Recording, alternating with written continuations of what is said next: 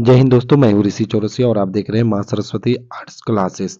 तो चलिए, माँ सरस्वती आर्ट्स क्लासेस में आपका स्वागत है। आज हम लोग करेंगे क्लास 12 का हिस्ट्री चैप्टर 8, जिसका नाम है किसान, जमींदार और राज्य।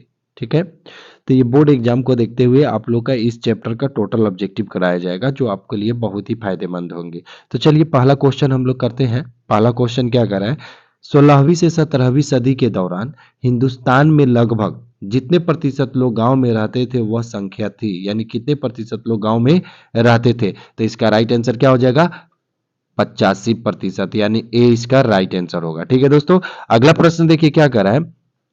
नेक्स्ट प्रश्न कर रहा है 2 नंबर, मुगल काल में जितने वर्गों के लोग कृषि उत्पादन से जुड़े थे तथा वे दोनों ही फसल के हिस्सों के दावेदार थे।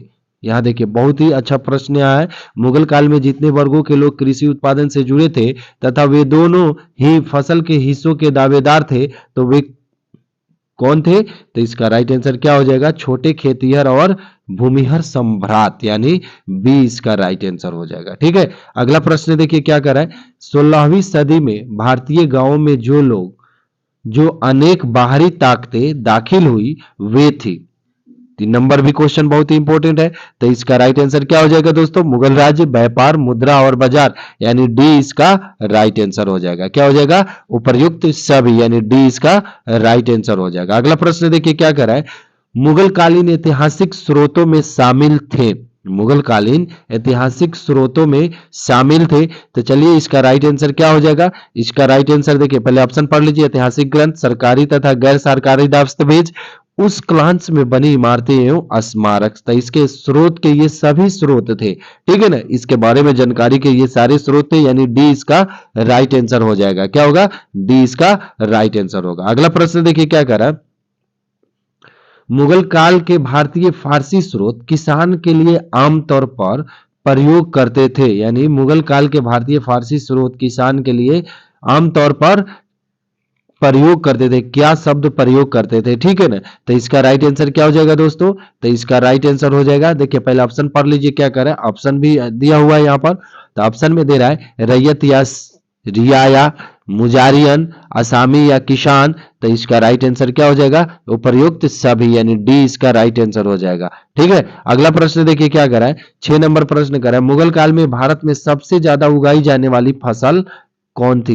ठीक है, मुगल काल में सबसे ज्यादा उगाई जाने वाली फसल जो थी वो थी, देखिए यहां दिया हुआ है, चावल, गेहूं, ज्वार, बाजरा इत्यादि, यानी ए इसका राइट आंसर हो जाएगा। ठीक है, अगला प्रश्न देखिए 7 नंबर क्या करे, बाबर के स्मरणों का मूलतः सही नाम एवं भाषा कौन सी ठीक है। ठीक है, तो इसमें ऑप्शन हम लोग पढ़ेंगे दिया हुआ है, तो जो कि बाबरी तुर्की भाषा में, बाबरनामा तथा फारसी भाषा में, सी में दिया है तारीख है बाबर शाही उर्दू भाषा में, तारीख है हिंदुस्तान एंड हिंदवी, ये है हिंदवी भाषा में। तो इसका राइट आंसर क्या हो जाएगा दोस्तों, तो इसका राइट आंसर हो जाएगा तुजुके बाबरी, जो तुर्की भाषा में लिखा गया था। तो इसका राइट आंसर हो जाएगा ए। ठीक है, अगला प्रश्न देखिए क्या करा है।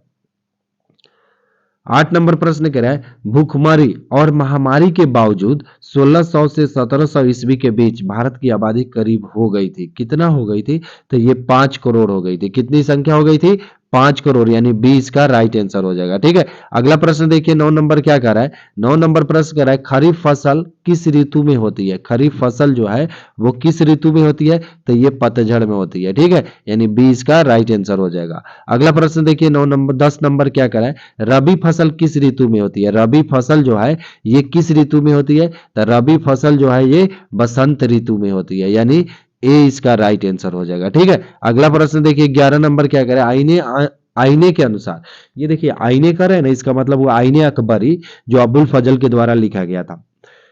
तो आईने के अनुसार सिंचाई वाले क्षेत्रों में वर्ष में कुल कितनी फसलें होती थी। ठीक है, तो ऑप्शन देखिए दिया हुआ 5, 3, 4, 7। तो इसमें राइट आंसर क्या हो जाएगा, 3 फसलें होती थी, यानी बी इसका राइट आंसर हो जाएगा। ठीक है, अगला प्रश्न देखिए क्या कर रहा है, आईने अकबरी हमें बताती है कि फसलों की दोनों ऋतुओं यानी मौसमों को मिलाकर आगरा में जितने किस्मों की फसलें कुल उगाई जाती थी उनकी संख्या थी, तो उनकी संख्या कितनी थी? 39। ठीक है दोस्तों, यानी ए इसका राइट आंसर हो जाएगा। ठीक, अगला प्रश्न देखिए क्या कर रहा है। आईने अकबरी के अनुसार मुगल काल में दोनों मौसमों की फसलों को मिलाकर दिल्ली प्रांत में जितने किस्मों की फसलें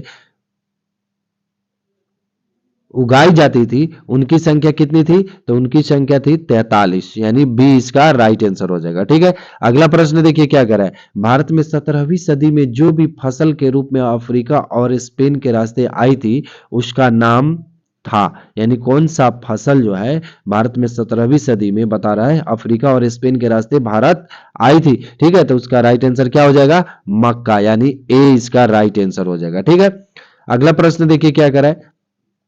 17वीं सदी में जो नए फल तथा सब्जियां भारत में नई दुनिया से लाई गई उनमें शामिल थे, क्या शामिल थे? तो उनमें शामिल थे टमाटर, आलू, मिर्च, अनानास तथा पपीता, यानी ए इसका राइट आंसर हो जाएगा। ठीक है, अगला प्रश्न देखिए क्या कर रहा है। मुगल काल में एक सामूहिक ग्रामीण समुदाय का हिस्सा हुआ करते थे। ठीक है, तो इनमें से कौन थे जो सामूहिक ग्रामीण समुदाय का हिस्सा हुआ करते थे? ठीक है, तो इसका राइट आंसर क्या हो जाएगा? खेतीहर किसान, पंचायत और गांव का मुखिया कहिए या मुकद्दम कहिए। ठीक है ना, तो इसका राइट आंसर क्या हो जाएगा? बी हो जाएगा दोस्तों। क्या हो जाएगा? बी। अगला प्रश्न देखिए क्या करा है। पंचायत का सरदार एक मुखिया होता था जिसे कहते थे, तो पंचायत का सरदार एक मुखिया होता था उसको क्या कहा जाता था? मुकद्दम या मुखिया कहा जाता था।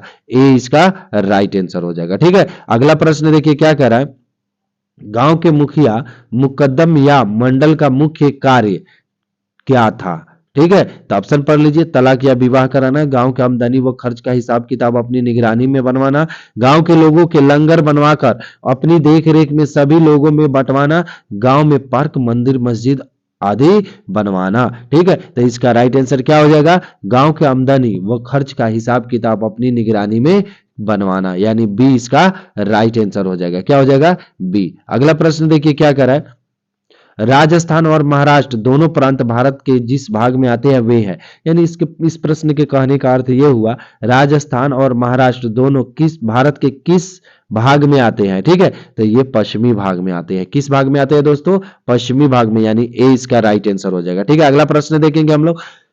खाली पड़ी लेकिन उपजाऊ जमीन जो दस्तकारों की पुश्तैनी अधिकार वाली बन गई तथा जिसे ऐतिहासिक भाषा में मिरास या वतन कहा गया, उनका संबंध मुख्यतः देश के जिस क्षेत्र से था उसका नाम था। ऑप्शन देखिए, मैसूर, महाराष्ट्र, मध्य प्रदेश और मणिपुर दिया हुआ है, तो इसका राइट आंसर क्या हो जाएगा? महाराष्ट्र हो जाएगा। क्या हो जाएगा? महाराष्ट्र, यानी बी इसका राइट आंसर हो जाएगा। अगला प्रश्न देखिए क्या करा है। अकबरनामा की रचना की किसने की? ठीक है ना, अकबरनामा की रचना किसने किया था? तो अकबरनामा की रचना जो है वो अब्बुल फजल ने किया था, यानी बी इसका राइट आंसर हो जाएगा। ठीक है, अगला प्रश्न देखिए। आईने अकबरी अकबरनामा के किस खंड से संबंधित थी? तो आईने अकबरी जो थी ये अकबरनामा के तीसरे खंड से संबंधित थी। किस खंड से संबंधित थी? तीसरे खंड से, यानी सी इसका राइट आंसर हो जाएगा। अगला प्रश्न देखिए क्या कर रहा है। किस ग्रंथ में भारत की कृषि व्यवस्था, जलवायु, ठीक है, किस ग्रंथ में भारत की कृषि व्यवस्था, जलवायु, आर्थिक स्थिति एवं सामाजिक स्थिति पर प्रकाश डाला गया है? तो इसका राइट आंसर क्या हो जाएगा? बाबरनामा। ठीक है, इसका राइट आंसर क्या होगा? बाबरनामा, यानी ए इसका राइट आंसर हो जाएगा। अगला प्रश्न देखिए क्या कर रहा है। अकबर के समय सूबों की संख्या थी, अकबर के समय सूबों की संख्या कितनी थी? तो 15 थी, यानी सी इसका राइट आंसर हो जाएगा। ठीक है, अगला प्रश्न देखिए क्या कर रहा है।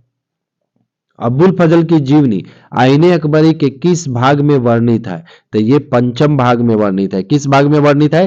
पंचम भाग में। आईने अकबरी के पंचम भाग में अबुल फजल की जीवनी वर्णन, अबुल फजल की जीवनी का वर्णन किया गया है, तो इसका राइट आंसर हो जाएगा डी। अगला प्रश्न देखिए क्या करा है। किस ग्रंथ में कृषि, खेतों की जुताई, करों की वसूली, राज्य व जमींदारों के संबंध में विस्तृत जानकारी मिलती है? तो इसका राइट आंसर क्या हो जाएगा? आईने अकबर, यानी ए इसका राइट आंसर हो जाएगा। ठीक है दोस्तों, अगला प्रश्न की तरफ हम लोग चलते हैं। अबुल फजल की कृति, अकबरनामा एवं आईने अकबरी मूलतः किस भाषा में लिखी हुई है? तो ये फारसी भाषा में लिखी हुई है। किस भाषा में?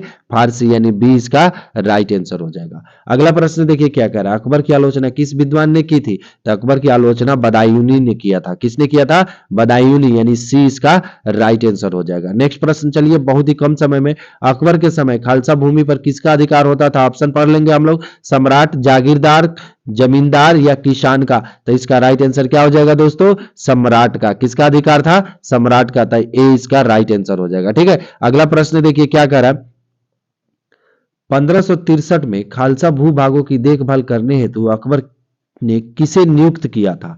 ठीक है, तो इसका राइट आंसर क्या हो जाएगा? एतमाद खां। क्या हो जाएगा दोस्तों? एतमाद खां। ठीक है, इसका राइट आंसर क्या होगा? एतमाद खां, यानी बी इसका राइट आंसर हो जाएगा। ठीक है, अगला प्रश्न देखिए क्या कह रहा है, मुगल काल के दौरान प्रचलित निम्नलिखित में से किस भू राजस्व प्रणाली का संबंध राजा टोडरमल से है? ठीक है, बहुत इंपॉर्टेंट प्रश्न है। तो देखिए ऑप्शन दिया है बटाई, जरीव, कनकुल या जब्ती। तो इसका राइट आंसर क्या हो जाएगा? जब्ती, यानी डी इसका राइट आंसर हो जाएगा। ठीक है, अगला प्रश्न देखिए, जब्ती प्रणाली के अंतर्गत सर्वाधिक उर्वर भूमि को किस रूप में वर्गीकृत किया गया था? यानी जब्ती प्रणाली के अंतर्गत सर्वाधिक उर्वर जो भूमि होती थी उसको क्या कहा जाता था? तो पोलज बोला जाता था। क्या बोला जाता था? पोलज, यानी ए इसका राइट आंसर हो जाएगा। ठीक है दोस्तों, अगला प्रश्न की तरफ हम लोग चलते हैं। कह रहा है पोलज एवं प्रति भूमि से सामान्यतः उपज का भूमि कर वसूल किया जाता था, यानी कितना वसूल किया जाता था? तो पहला ऑप्शन दिया 1/2 भाग, एक बी में दिया है 1/3 भाग, सी में दिया है 1/4 और डी में दिया है 1/5। तो इसका राइट आंसर क्या हो जाएगा? 1/3 भाग, यानी 1/3, यानी बी इसका राइट आंसर हो जाएगा। ठीक है, अगला प्रश्न देखिए क्या कर रहा है, जरिमाना एवं महासिलाना कर किसके समय में लागू किया गया था? ये दोनों एक कर है, टैक्स है। ठीक है ना, तो ये पूछ रहा है किसके समय में इनमें से किया गया था? बाबर के समय में, हुमायूं के समय में, अकबर के समय में या शेरशाह सूरी के समय में? तो इसका राइट आंसर क्या हो जाएगा? शेरशाह सूरी, यानी डी इसका राइट आंसर हो जाएगा। ठीक है, अगला प्रश्न देखिए क्या कर रहा है, भूमि बंदोबस्त प्रणाली में क्रांतिकारी सुधार करने का प्रथम श्रेय किसे प्राप्त है? ठीक है, तो इसका राइट आंसर क्या हो जाएगा? इसका राइट आंसर हो जाएगा शेरशाह सूरी, यानी सी इसका राइट आंसर हो जाएगा। ठीक है दोस्तों, अगला प्रश्न की तरफ हम लोग चलते हैं। बाबर ने भारत पर पहला आक्रमण कब किया था? तो बाबर ने भारत पर पहला आक्रमण जो था वो किया था 1519 ईस्वी में। कब किया था? 1519। लेकिन ऐसे ही ऑप्शन देता है 1526। 1526 में बाबर द्वारा लड़ा गया प्रथम युद्ध था। ठीक है, पानीपत का प्रथम युद्ध था।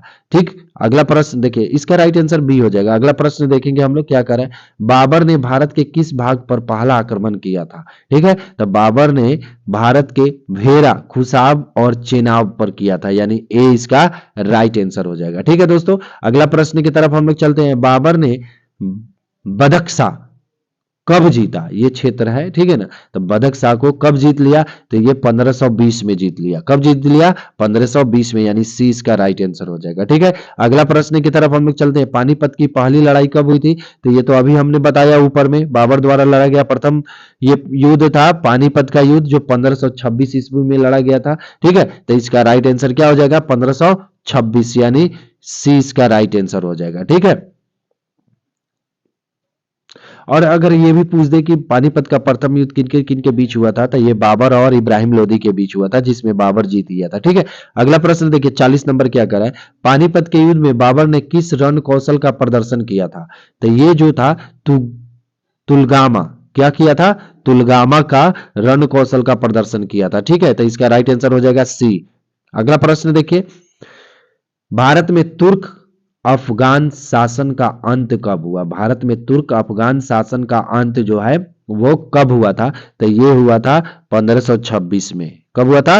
1526 में, यानी सी इसका राइट आंसर होगा। अगला प्रश्न देखिए क्या कह रहा है, बाबर को कलंदर क्यों कहा जाता है? बाबर को कलंदर क्यों कहा जाता है? तो ऑप्शन देखिए, इसने इब्राहिम लोदी को पराजित किया था। ठीक है, बी में दिया है बाबर ने दिल्ली और आगरा से प्राप्त कोष को अपने सैनिकों तथा सगे संबंधियों के बीच दोनों हाथों से लुटाया। सी में दिया वह बड़ा साम्राज्यवादी था, और डी में दिया इनमें से कोई नहीं। तो इसका राइट आंसर क्या हो जाएगा दोस्तों? बाबर ने दिल्ली और आगरा से प्राप्त कोष जो प्राप्त किया था, ठीक है, उसको अपने सैनिकों तथा अपने सगे संबंधियों के बीच दोनों हाथों से बांट दिया था। ठीक है, तो इसका राइट आंसर क्या हो जाएगा? बी हो जाएगा। ठीक है, अगला प्रश्न देखिए क्या करा। बाबर के समय चंदेरी का दुर्ग किसके अधिकार में था? तो ये मेदिनी राय के अधिकार में था। किसके अधिकार में? मेदिनी राय, यानी बी इसका राइट आंसर होगा। नेक्स्ट प्रश्न देखेंगे हम लोग क्या कर रहे हैं, बहुत ही कम समय में आपको बहुत ज्यादा फायदे होने वाले हैं। ये सारे प्रश्न जो है इंपॉर्टेंट है। खानवा का युद्ध कब हुआ था? तो ये देखिए, ए में दिया है 1526, बी में दिया है 1527, सी में दिया है 1529 और डी में दिया है 1530। तो इसका राइट आंसर हो जाएगा 1527। खानवा का युद्ध कब हुआ था? 1527 में, यानी 20 का राइट आंसर हो जाएगा। अगला प्रश्न देखिए क्या करा है, घाघरा का युद्ध कब हुआ था? ये देखिए, ये सब बाबर द्वारा लड़ा गया था। पानीपत का प्रथम युद्ध, चंदेरी का युद्ध, घाघरा का युद्ध, ये जो था इस सब में बाबर जीता था। ठीक है ना, तो इसमें पूछ रहा है घाघरा का युद्ध कब हुआ था? तो घाघरा का युद्ध जो है ये 1529 में हुआ था। कब हुआ था? 1529 में हुआ था। लगातार लड़ा था बाबर, 1526, 1526, 1527, 1528 और 1529, ये लास्ट घाघरा का युद्ध था जो बाबर इसमें भी जीता था। तो इसका राइट आंसर हो जाएगा सी। अगला प्रश्न देखिए क्या करा है, बाबर ने अफगान सरदारों को किस युद्ध में पराजित किया था? अफगान सरदारों को, खूब ध्यान से पढ़िएगा, बाबर ने अफगान सरदारों को किस युद्ध में पराजित किया था? पहला है चंदेरी, दूसरा है खानवा, तीसरा है घाघरा। यानी ए में दिया है चंदेरी, बी में दिया है खानवा और सी में दिया है घाघरा और डी में दिया है इनमें से कोई नहीं। तो ये घाघरा का युद्ध में ही हराया था। किसको? अफगान सरदारों को, यानी सी इसका राइट आंसर हो जाएगा। अगला प्रश्न देखिए, भारत में बाबर का साम्राज्य निम्न में से कहां तक फैला था? बहुत ही इंपॉर्टेंट प्रश्न है। तो इसका राइट आंसर हो जाएगा पश्चिम में गुजरात से लेकर दक्षिण में कर्नाटक तक, यानी सी इसका राइट आंसर होगा। क्या हो जाएगा? सी इसका राइट आंसर होगा। अगला प्रश्न देखिए क्या कर रहा है, बाबर के संस्करण का क्या नाम है? बाबर का जो संस्करण है उसका नाम है तुजुके बाबरी, जो तुर्की भाषा में लिखी गई थी। तो इसका राइट आंसर हो जाएगा ए। ठीक है दोस्तों, अगला प्रश्न देखेंगे हम लोग क्या करा है, हुमायूं की मां का क्या नाम था? हुमायूं की मां का नाम जो है वो था महिम बेगम। क्या था? महिम बेगम, यानी ए इसका राइट आंसर हो जाएगा। ठीक है, अगला प्रश्न देखिए क्या कह रहा है, नूरजहां का शासन काल था। नूरजहां का शासन काल था कब से कब तक? ठीक है, तो इसका राइट आंसर हो जाएगा 1611 से 1627, यानी ए इसका राइट आंसर हो गया। ठीक है, नेक्स्ट प्रश्न देखिए, औरंगजेब ने अपने जीवन के अंतिम क्षण बिताया था। औरंगजेब अपने जीवन का अंतिम क्षण कहां बिताया था, यह पूछा जा रहा है। पश्चिम भारत में, पूर्वी भारत में, उत्तरी भारत में या दक्षिण भारत में? तो इसका राइट आंसर क्या हो जाएगा? दक्षिण भारत, यानी डी इसका राइट आंसर हो जाएगा। ठीक है दोस्तों, अगला प्रश्न देखेंगे हम लोग क्या करा है, बाबरनामा की रचना किसने की? तो बाबरनामा की रचना जो है वो बाबर ने ही किया था। ठीक है, तो इसका राइट आंसर हो जाएगा डी। ठीक है, नेक्स्ट प्रश्न से देखिए क्या करा है, शेख सलीम चिश्ती की दरगाह कहाँ स्थित है? ये ऐसा भी प्रश्न बहुत बार बार पूछा जाता है। एक मोइनुद्दीन चिश्ती की दरगाह पूछा जाता है, एक सलीम चिश्ती की दरगाह पूछा जाता है। तो शेख सलीम चिश्ती की दरगाह जो है, खूब ध्यान से आप लोग देख लीजिए, पहले ऑप्शन देख लीजिए, दिल्ली, ग्वालियर, यहाँ देखिए आगरा और फतेहपुर। तो इसका राइट आंसर क्या हो जाएगा? फतेहपुर में है। ठीक है ना, इसका राइट आंसर क्या हो जाएगा? फतेहपुर, यानी डी इसका राइट आंसर हो जाएगा। ठीक अगला प्रश्न देखिए, दिल्ली के जामा मस्जिद का निर्माण किसके काल में हुआ था? तो दिल्ली के जामा मस्जिद का निर्माण जो है ये शाहजहां के काल में हुआ था। ये इमारत वगैरह बनाने में बहुत ही निपुण था। ठीक है, तो शाहजहां, दिल्ली का ये जामा मस्जिद का निर्माण यही इसी के काल में हुआ था। और आगरा का वो क्या बोलते हैं उसको, ताजमहल का भी निर्माण यही करवाया था। तो चलिए अगला प्रश्न हम लोग चलते हैं। सॉरी, इसमें 54 ही प्रश्न थे। ठीक है, तो इसके लिए आप लोगों को बहुत बहुत धन्यवाद। इसको अच्छा से देखेंगे, ये आपके बोर्ड एग्जाम के लिए बहुत ही इंपॉर्टेंट होगा। जय हिंद, धन्यवाद।